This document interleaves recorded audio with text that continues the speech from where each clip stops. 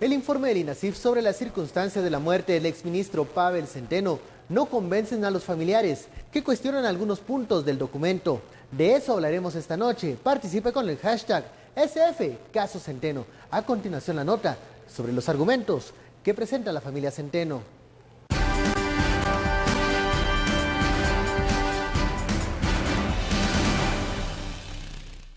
De que para nosotros no nos consta que mi hermano se haya suicidado. Esta es la posición de la familia Centeno sobre el dictamen del INASIF que arroja que el exministro de Finanzas del gobierno anterior se suicidó en un operativo judicial en el que sería allanada su residencia. Tras auditar el informe que esclarece la forma en que murió Centeno, las dudas rondan a la familia. Centeno habría tenido una última cena familiar una noche antes donde junto a 5 personas ingirieron 2 botellas de vino.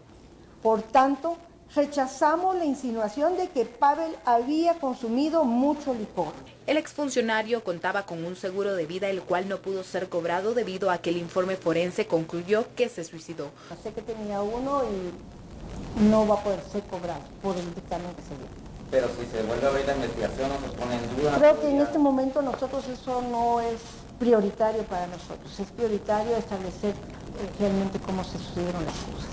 La hermana de Centeno pidió que se investigue la posibilidad de fuego cruzado en el incidente y que no se cierre la investigación mientras persisten las dudas. Se puede investigar la posibilidad de que en fuego cruzado se haya lesionado al señor agente fiscal y al señor policía. La familia solicitó una auditoría forense externa y desautorizó a quienes utilicen el nombre del exministro para intereses personales y políticos. Bienvenidos a Sin Filtro. Seguimos con este caso. Luego del informe presentado por INASIF, los familiares del exministro de Finanzas Pavel Centeno dan su versión, dan a conocer que tienen dudas acerca del informe. Ellos califican de inconsistencia ciertas partes del informe de INASIF y dudan que el exministro se haya suicidado. Ese es el tema de la noche. La etiqueta para enviar sus comentarios y opiniones: SFCasoCenteno. Damos la bienvenida a nuestros analistas, Daniel Girin y Estuardo Zapeta. Muy buenas noches. Buenas noches. Un tema que, bueno, desde el momento que sucedió aquel allanamiento ha generado dudas, ha generado preguntas. Luego el informe de INASIF y la conferencia de prensa del Ministerio Público tratan de clarificar el tema, pero los familiares, creo que es comprensible, plantean ciertas dudas de lo que dio a conocer el Ministerio Público y también el INASIF. Daniel, ¿cuáles serían estas líneas que ellos plantean como zonas grises que deben aclararse? Bueno, son varias. Creo que en última instancia no es injusto decir que todo tiene mucho que ver con una familia que conocía a la persona y, como siempre que pasan cosas de estas, no te crees que una persona, como decía la misma hermana, que estaba llena de vida o que no había mostrado comportamientos del tipo que se ve en el video, pues hay cierto grado de incredulidad. Entonces, en el momento en que partes de esa incredulidad porque conoces y tienes afecto por esa persona, empiezas a cuestionar racionalmente pues ciertas cuestiones ciertos aspectos de la investigación que, obvio, son perfectamente cuestionables. Pero no existe, yo creo que esa es una de las características fundamentales de esta presentación, una hipótesis alternativa. O sea, ya no tanto para efectos de alguien que duda desde su condición de familiar, sino de alguien que analiza el caso de una manera externa. Creo que no se han planteado qué otra cosa, al margen de ciertos aspectos que podrían haber sido explicados mejor y ciertas críticas de forma que se le pueden hacer al MP, qué otra alternativa es la que nos está planteando en este caso la familia y, sobre todo, otra clase de grupos que sí han cuestionado fuertemente la figura del comisionado y la figura del MP y la CICIG en este caso. Y yo creo que ahí yo utilizaría la navaja de Occam y diría: hay una versión que puede tener ciertos agujeros, como prácticamente todas las versiones, y puede haber habido cierta negligencia a la hora de presentar y cómo se presentó esas evidencias, pero ¿cuál es la hipótesis alternativa? Una teoría conspirativa. Bueno, lo otro es algo de verdad muy difícil de creer.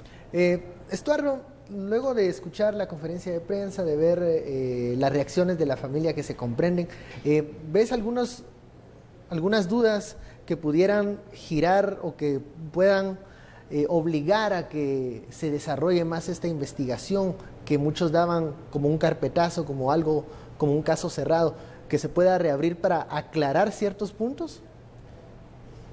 Lo primero que tenemos que notar aquí es que más allá de la duda racional, más allá de la duda sentimental, si puedo calificar lo que dice Daniel, es el hecho que sí ponen en esta conferencia de prensa, y hay que hacerlo notar, y señalan que parte de la evidencia fue alterada. Eso lo dice, eso lo afirma Mayari Centeno. Ella misma afirma, y esa es una acusación fuertísima. O sea, digamos, ella dice que el informe de trayectoria balística fue alterado. Ahí ya estamos, digamos, más allá de una duda. Obviamente va a tener que presentar. Pero yo creo que en este caso volvemos a un problema que tenemos en Guatemala. Yo lo veo como problema, dado otros sistemas de investigación. Aquí el monopolio de la investigación la tiene el Ministerio Público. En otros sistemas hay un Ministerio Público y hay una Fiscalía y hace una investigación, pero siempre, precisamente para tener hipótesis alternas o tener posibilidades alternas, aún los afectados pagan investigaciones privadas, o hay sistemas de investigaciones paralelos. Aquí el MP nosotros no tenemos eso. ¿Aquí el MP es juez y parte? Es juez y parte. Sí. Aquí es juez y parte, y eso presenta un problema, porque entendemos que tomar en este caso la familia Centeno versus el MP. No hay, por eso es que es imposible tener una hipótesis alterna, porque no hay una posibilidad de investigación paralela. El MP sí dejó claro que las personas que habían hecho investigación sobre este caso no eran las personas que estaban, o sea, no era la parte de la Fiscalía que estaba involucrada en el allanamiento. Y eso sí es importante decirlo. Pero esta es una crítica que, por ejemplo, Fernando Carrera ha dejado bastante clara, y yo creo que es una buena crítica. Tendrían que haber tenido más cuidado y haber involucrado alguna entidad externa. PDH, por ejemplo, debería haber estado aquí, creo yo. CICIG podría haber estado en alguna labor, en algún sentido, o intentar buscar algún tipo de apoyo internacional de otro tipo para darle más fundamento al caso, porque sí había una parte de la forma en la que fue presentado que creo que es muy criticable. Ahí tiene razón la familia, en dudar.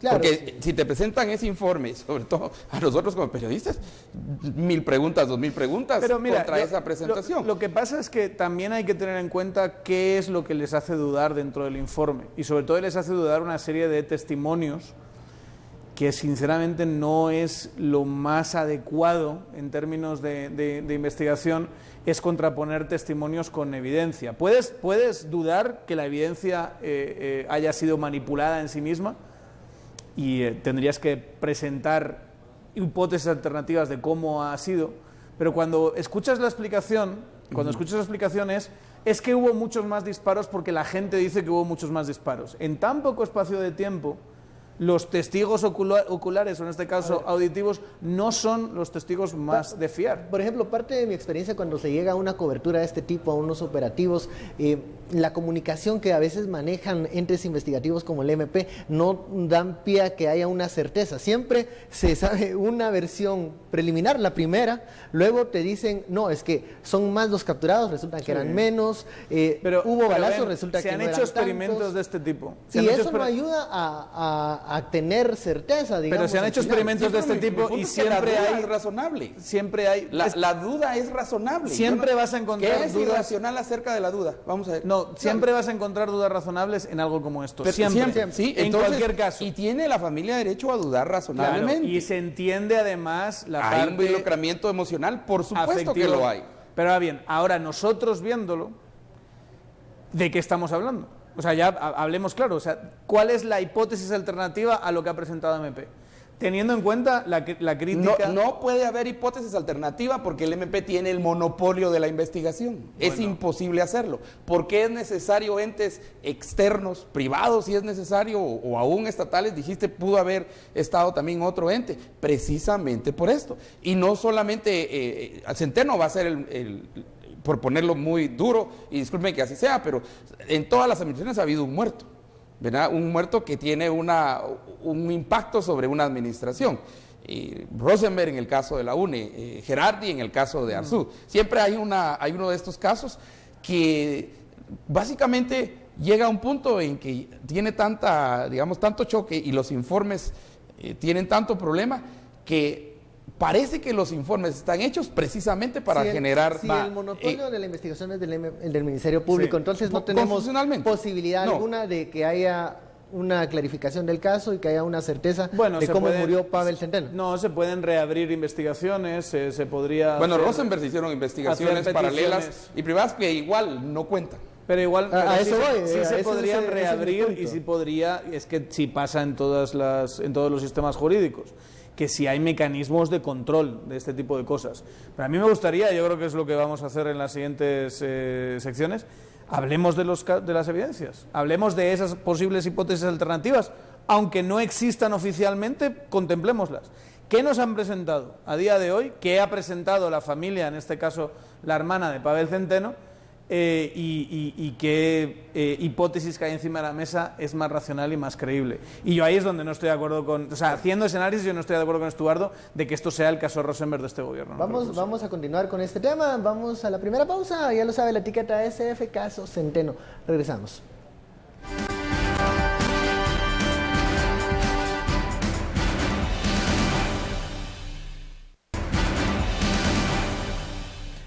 Regresamos a Sin Filtro, vamos al sondeo que hemos lanzado en redes sociales. El informe de INASIF sobre el SF caso Centeno es 40% dice que es contundente, pero un 32% que cree que hay materia para seguir investigando y un 28% también muy cercano ve que el informe de INASIF es confuso. Estos son los datos preliminares en el sondeo que hemos lanzado en redes sociales para conocer la opinión de los seguidores y de los internautas. Hoy, como le decíamos al inicio, la familia de Pavel Centeno dio una conferencia de prensa donde planteaban sus argumentos, sus dudas respecto al informe de INASIF y la información que ha dado el Ministerio Público. Estas son algunas de las declaraciones. Todos vieron a Pavel caminar hacia la esquina portando su arma en la mano derecha, mientras se seguían escuchando los balazos. Es importante sostener que jamás se escuchó un disparo en solitario, porque siempre fueron constantes. La pistola que Pavel utilizó en el último disparo no arrojó el castigo, pero jamás se nos presentó el procedimiento en el cual se extrae el cascabillo o casquillo del arma. Inicialmente se consignó que el trayecto del plano coronal fue de atrás hacia adelante y luego se modificó y respondieron que era de adelante hacia atrás. Lo que está declarado y lo que aparece en los registros que recogen hechos, indicios y pruebas no son para nada coincidentes. Son las declaraciones de Mayarí Centeno, hermana del exministro Pavel Centeno. Él daba a conocer pues sus dudas, las justificaciones de por qué cuestionar el informe de INASIF y la conclusión que ha dado el Ministerio Público. Antes del corte, Daniel decía, bueno, si no fue un suicidio, entonces ¿qué se plantea que pudo haber sucedido, Estuardo? ¿Qué pudo pasar ese día en ese allanamiento donde al inicio hubo una información confusa? Al inicio se hablaba de que era una orden de captura, luego se supo que no era él a quien buscaban. Iban por alguien más.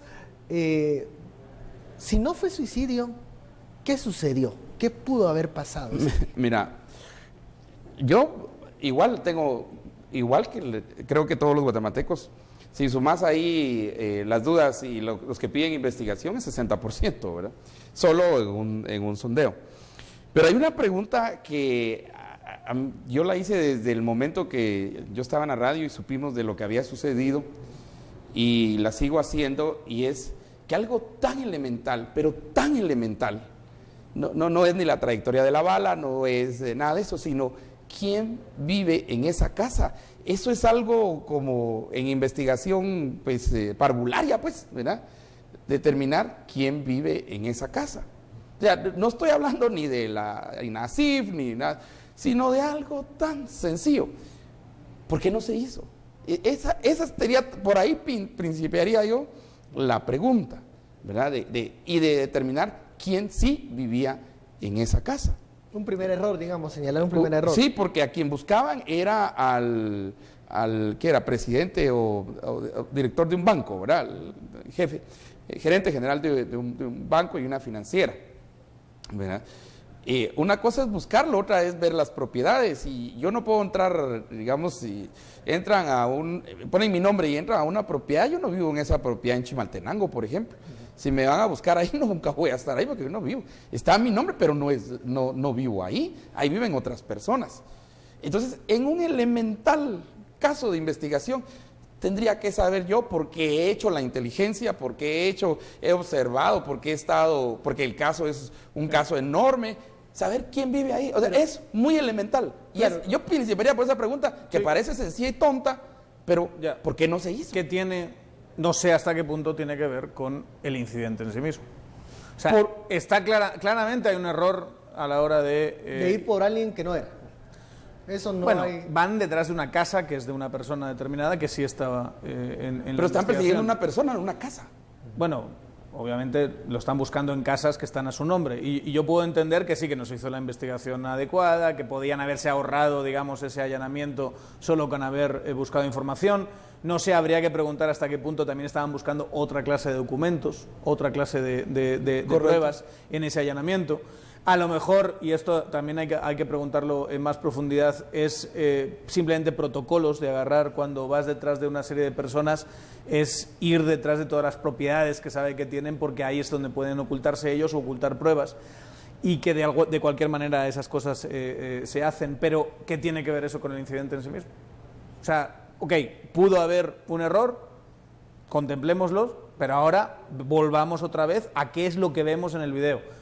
Una vez más, puedes dudar de la prueba en sí misma. Hay algunos tuiteros que están diciendo que el video lo hizo el del FIFA 2016 y cosas así. Yo, sinceramente, yo creo que ahí o eres capaz de presentar hipótesis y pruebas alternativas, o esa clase de afirmaciones valen francamente poco. ¿Qué es lo que sí se ve? Se ve a un Pavel Centeno armado. Ya reconoció, además, la hermana que sí tenía un arma de hacía muchísimo tiempo, completamente agitado, disparando, no sé si al aire o no al aire, pero se le ven esa clase de aspavientos, y huyendo de la policía. Y cuando se ve que en el video hace el giro y van como 15, 20 segundos después los policías detrás de él, cuando el primer policía gira, se ve que se ralentiza. No se ve que tenga una postura de tensión. Se ve como que hace así y llegan los otros policías, miran y se quedan todos parados. Esa no es la actitud de alguien que está disparando a una persona y lo está ejecutando extrajudicialmente. Y desde luego, ¿qué sentido tendría ejecutar extrajudicialmente en un allanamiento a una persona? Es que por eso tenemos que utilizar la navaja de Occam y ver cuáles son las posiciones de las que estamos hablando aquí y de qué exactamente estamos hablando. Agujeros en la investigación, mala investigación, testimonios confusos, mal procedimiento, todo eso puede ser verdad, y de verdad, algo como un tiroteo siempre va a ser confuso. Pero vamos, esto está sirviendo para que algunos grupos, y esto yo creo que es el meollo de la cuestión, de eso vamos a hablar, ayuden, o sea, quieran desprestigiar a MP y especialmente a CICIG. Y están siendo, en ese sentido, completamente irresponsables.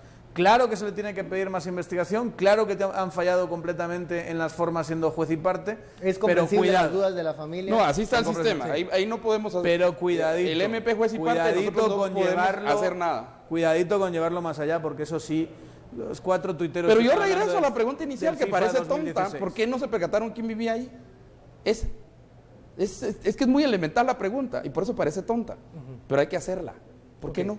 Sí, porque no se percataron, y el incidente que luego fue violento, que luego vemos las imágenes de Pavel, ¿qué pasó en ese ínterin en donde trataban de hacer un allanamiento? Y bueno, la reacción del exministro que vimos en el video, y que muchos compañeros de la prensa pues también relatan desde afuera lo que escuchaban, lo que podían ver en ese momento. O sea, hay momentos que uno dice, ¿qué sucedió? ¿Qué sucedió? Y todo desde lejos. ¿Cómo fue la reacción? Si iban a un allanamiento, ¿por qué reaccionó de esa forma? No creo que haya un tiroteo en la historia de la humanidad que esté todo claro. Jamás. Siempre va a haber confusión en cualquier tiroteo que se haya producido en cualquier momento de la historia de la humanidad. Bueno, vamos a la segunda pausa, regresamos, ya sabe, la etiqueta SF Caso Centeno.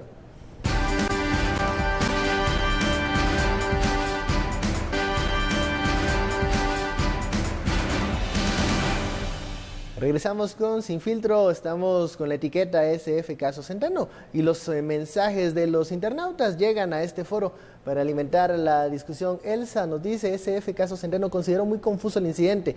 Él no era un hombre de pistolas, sino de libros. Bueno, sí tenía pistola, eso está clarísimo. SF Caso Centeno, la inconformidad con la hipótesis oficial tendrá un conflicto de interés por no haber logrado cobrar el seguro. Es una pregunta. Brenda nos dice, SF Caso Centeno, recordemos el caso Harina versus Calde-Valdetti. Nadie objetó el informe de INASIF. Y le dieron 5 años al par de chicas, señoras. Sí, ahora porque estaba embarazada una de ellas. Una señora y una señorita que le dieron 5 años. 5 años. Pero a eso vamos, y creo que debemos también reflexionar sobre este último mensaje. El INASIF tiene que ser un ente técnico que al final de cuentas tiene que estar lo más libre de cualquier criterio subjetivo en ese tipo de casos, ¿no? Eso es lo que se busca. En una cadena de justicia el INASIF es el papel que va a desempeñar. ¿A qué punto nosotros podemos cuestionar lo que INASIF está dando a conocer? ¿Hay elementos contundentes para desbaratar lo que INASIF dice o proponerle a INASIF que profundice más? Como decía la hermana de Pavel, ella dice que se cambió la trayectoria balística, eso ya es palabra mayor. ¿Sucedió realmente? Pero eso lo tiene por un informe balística alternativo, ¿no? Lo tiene sobre todo por una construcción con base en testimonios, entiendo yo. Y entonces, claro, y ahí es donde ¿se puede contraponer de verdad? O sea, tenemos que jugar a contraponer en un caso como este, cuando se vea una persona que sale con un arma y empieza a gritar a todo el mundo. No sé. O sea, yo sinceramente creo que es rizar el rizo y creo que hay unos intereses, insisto, nada que ver con la familia, esto que estoy diciendo, pero sí hay unos intereses de desprestigio a la CICIG especialmente. Pero por el mismo caso podríamos decir hay intereses de defensa del INASIF y del MP. Que para mí podríamos decir lo mismo. Volvamos a lo mismo. Tendríamos el mismo argumento por ambos lados. Son las hipótesis si hay intereses políticos de alguien, también hay intereses políticos dentro del MP y el INASIF. Cuando ellos tienen el monopolio de la investigación, no se puede porque ellos tienen el monopolio de la investigación. ¿Qué te parece creíble en este caso? ¿Qué te parece más creíble? Es que ¿cómo vamos a creer en algo cuando la parte es juez también? No es juez y parte. Y tiene monopolio de la investigación y nosotros solo tenemos que aceptar lo que diga y amén. Entonces, no, bueno, pero por eso podemos necesitamos analizar esos elementos. Y han lanzado una duda y lanzar una duda sobre el informe, es decir, hay intereses oscuros y políticos. La duda está siendo utilizado por esa gente, lo está haciendo, ¿eh? No, o sea, no tiene nada que ver con que la duda sea que la hermana de Centeno está siendo utilizada por esa gente, pero la duda es lógica, es racional. El discurso, Estuardo, nada que ver con que la hermana está haciendo. Aquí todos los discursos son utilizados por grupos de interés. Siempre, así digamos, es. Ese es el punto. Vamos a... ¿Qué posibilidades hay? De hecho, el caso está cerrado. Por eso, pero ¿para qué presentaron el caso? Para desestimarlo. Digamos, las dudas que tiene la familia, que al inicio nosotros aclaramos, son comprensibles. Hay algunos errores de procedimiento que se deberían de aclarar.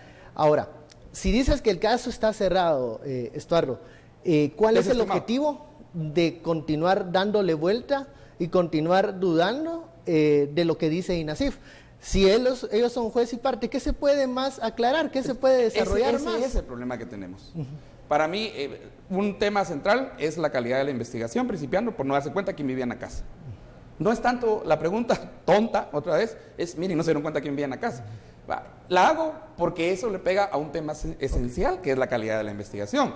Pero, al mismo tiempo, veamos la calidad ahora veamos la calidad de los resultados que presentó el MP. Podemos desbaratar lo que dice el Ministerio Público, que es, y tenemos que aclararlo, es juez y parte en este caso, porque así está constituido. Sí, así dice la Constitución, que tiene el monopolio de la investigación. Lo que podríamos es, desbaratar cada uno de los elementos que están mostrando MP y Nassif y que da esa conclusión del suicidio. ¿Hay suficiente material para desbaratar esto en este momento? Mira, aquí Aparte de las tendríamos dudas que ir, razonables, aquí tendríamos que ir que al existen. paralelo y a la construcción de la hipótesis alternativa, con base en la misma evidencia que tomó el MP y el INASIF, ¿verdad? Con base en eso, pero tendrían que ser entes externos. Ese sería el siguiente paso. Para llegar, digamos, Exacto. al fondo del asunto. Exacto. Y posiblemente lo que encontremos sea confirmar esto o generar, digamos, algunas dudas razonables con relación a las conclusiones del informe. Pero eso no lo podemos hacer ahora, en este momento. Porque no se ha llegado a ese punto, digamos, si no se cuenta Y con tampoco un se puede. ente externo que nos aclare más Peritos, técnicos. esos elementos. Como pasó, por ejemplo, en el caso de Jerry, ¿no? Sí. ¿Te acuerdas? Exacto. Bueno, pero ahora, ¿cómo separamos esas dudas razonables de discursos que buscan otros fines? Esa es mi pregunta. ¿Cómo podemos nosotros hablar de esto de una forma madura, de dudas que existen, ¿Cómo y, quitas no el caer, ruido del asunto? y no caer en el discurso de, fue una ejecución extrajudicial, iban Es que tampoco tras puedes él? concluir eso. No se puede, Tampoco puedes pero concluir. hay que Bueno, reconocer que hay gente que lo está tampoco puedes señalando. Ahí concluir sí, eso. dado un video, que una vez más puedes dudar el video, pero dado el video que está ahí, llegar a la conclusión de que eso es una ejecución extrajudicial es, sinceramente, es rizar el rizo hasta unos límites insospechados. O sea, yo me puedo creer que haya un mal procedimiento y una mala información que le dan a Centeno sobre cuáles son las razones que les llevan ahí. Puede haber puede que alguno de los agentes haya sido herido en fuego cruzado, es posible, eso es bastante probable.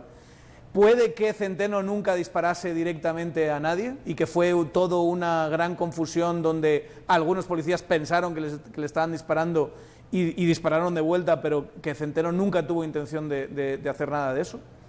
Puede, pero que cuando dobla esa esquina en el video, el policía que va detrás de él lo ejecuta extrajudicialmente, es un delirio defender esa postura, digamos.